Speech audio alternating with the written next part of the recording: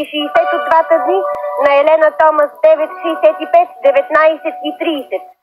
Започва Илияна Раева, световна шампионка на бухалки, оценка 9.75.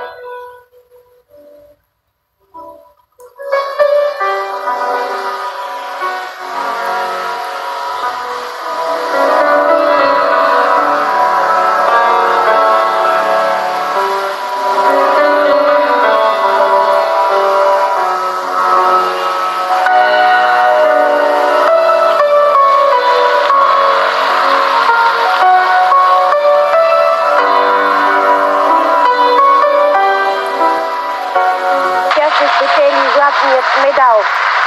Какво да кажем при тази радваща картина? Ето Неска Робева, отново с своята възпитаничка Илияна Раева.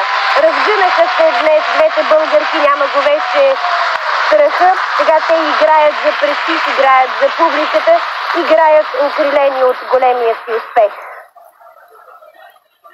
Имаше моменти в състезанието на Илияна Раева, когато бухалките бяха изхвърлени толкова високо, че едва не докосваха тавана на и без това много високата